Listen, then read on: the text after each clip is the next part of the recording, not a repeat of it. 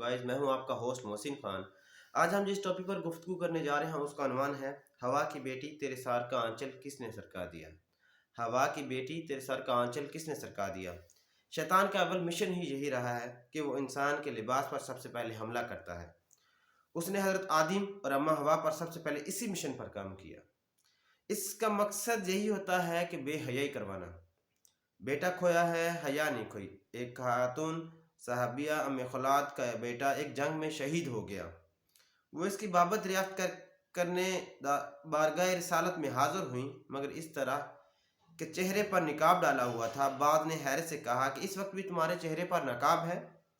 यानी बेटे की शहादत की खबर सुनकर तो एक माँ को तो अपने होश नहीं रहता और तुम इस इत्मीनान के साथ बापर्दा आई हो। इन साहबिया रजी अल्लाह ताला अन्हु ने जवाब दिया, मैंने बेटा जरूर खोया है मगर अपनी हया तो नहीं खोई। सुन्नी इब्ने दाऊद जिल्द दोम किताबुल जिहाद 2488 है।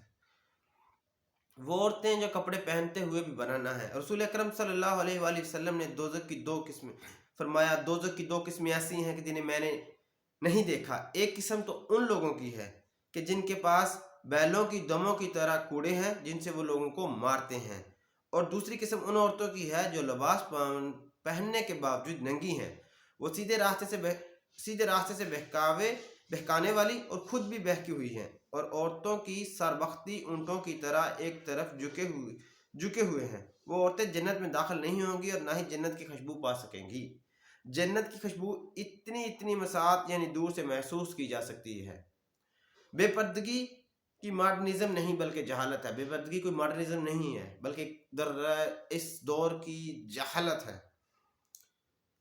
और बेपर्दा ना रहो जैसे पहले जाहलियत की बेपर्दगी, यानी जिस तरह पहले जाहलियत की औरतें बेपर्दा रहा करती थी इस तरह तुम बेपर्दगी का मुजाहरा ना करो।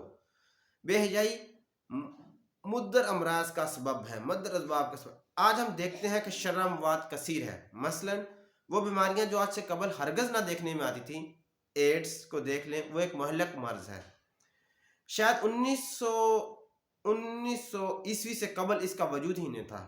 हेपेटाइटिस का मर्ज लीजिए जिसकी वजह से शर्मवात भी बढ़ती जा रही हैं।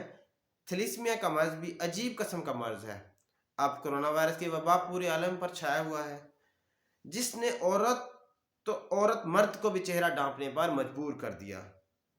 अब भी मुसलमान गफलत की नींद से बेदार नहीं हुए।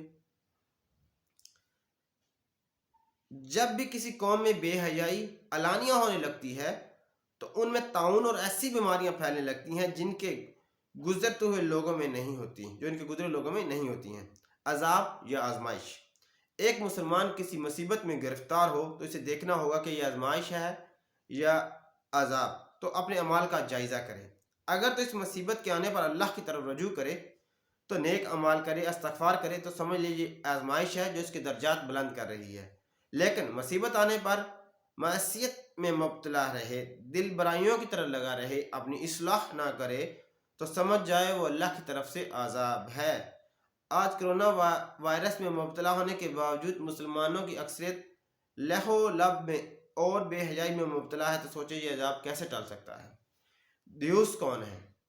जो मर्द अपनी औरतों के बारे में गफलत का शिकार है। ऐसे मर्द कुछ और नहीं बस दियोस यानी कि बेगैरत हैं। जो शख्स गैरतमंद नहीं होता वो देयोस होता है। दाल ये यो से देयोस होता है।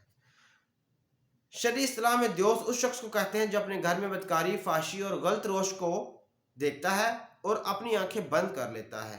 ऐसे शख्स के मुतल्लिक फरमान नबी सल्लल्लाहु अलैहि वसल्लम है कि वो जन्नत में नहीं जा सकेगा।